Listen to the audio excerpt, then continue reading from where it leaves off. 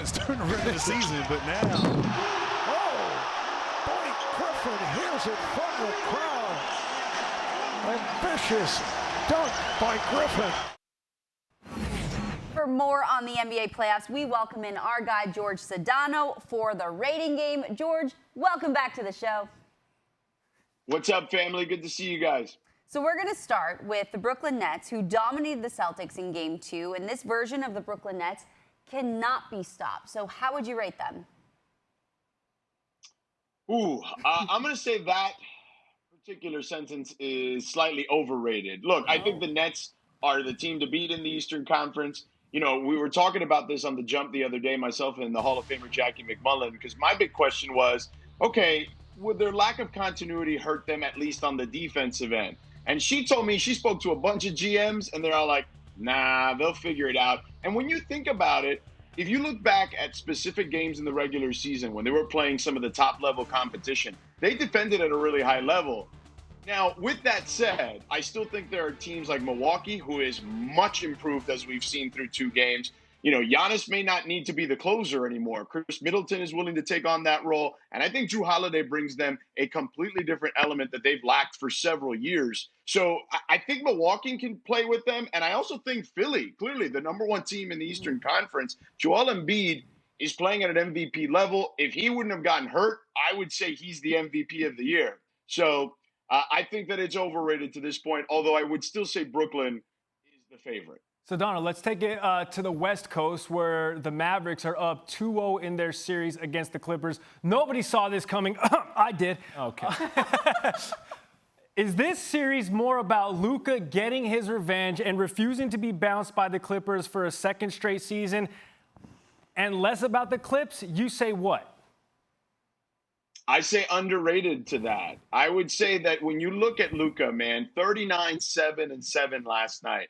This is this kid's coming out party, okay? Remember, at one point, he kind of mistakenly said, well, you know, the NBA is kind of easy, and people got all crazy and up in arms about that. Well, he's making it look easy, and nobody's complaining about that anymore. This kid is a superstar. This team around him is good. It's not great. He doesn't have a running mate like Paul George with Kawhi.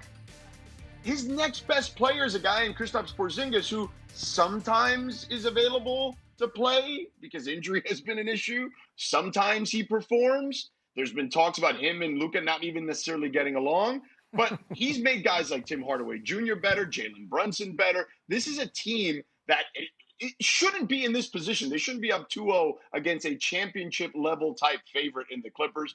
Kawhi did everything he could. Paul George did everything he could last night. Luka was the best player on the floor. George, I'm going to be honest with you, man. All these other series are overrated, in my opinion, because I am focused on one series alone, and that is Knicks Hawks. Look, Bill De Blasio coming after my man, Ice Trader Gang. You shouldn't be, right? Like, that's just what this is.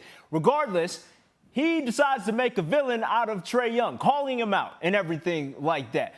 What do you rate the idea of making him a villain in New York City? I would say properly rated. And if I'm Trae, I'm looking at that as a badge of honor, man. You know, Reggie Miller, they made a 30 for 30 about Reggie Miller being a villain in New York, okay? Playing that Knicks team, going at it and jawing with Spike Lee. If you're Trae Young, you should be enjoying every single moment of this. Now, I did pick the Knicks in 7, which is strange for me because I have spent the better part of my entire career of almost 20 years making fun of the Knicks. But Trae Young got me thinking. He got me thinking maybe I made the wrong pick. We'll see how this ends up. Come to the dark side, George. I'm here. We're here for you. Dark. It's kind of light. It's kind of bright out here with Trae. I got to be honest with you. Well, we can kind of see the light at this point. Thank you, George, as always, for your insight. You got it, family. Take care. Be good. All right, let's go around the association. Let's do it. We're getting fancy, folks. We're getting fancy. Mercury star, some unfortunate news. Mercury star Diana Taurasi is expected to miss the next 4 weeks with a fractured sternum. The team announced this on Tuesday. Goodness. Taurasi, the WNBA's leading career scorer, suffered the injury May 16th against the Sun. She played the next 2 games before having a CT scan that revealed the small fracture. We wish her a speedy speedy recovery. She played 2 games with a fractured chest? Oh, she did. Goodness. We got the Dream versus Sky. Atlanta rookie Ari McDonald scored 8 points and a 10-0 run in the first quarter to put the Dream up early against the Sky. Tiffany Hayes finished with 26 points for her 46th career 20-point game, the second most of any player in franchise history for Atlanta. Dream win 90. Come on, Atlanta. I need that. Also need some jerseys. The Bucks. Somebody bless my man. Well, we've got a local hometown team. Seattle hosting Connecticut. Hey, best Whoop, whoop. team, And best Sun team in the league. rookie Dejanay Carrington forced overtime with this reverse layup. Then in overtime, take a look at what Sue Bird did.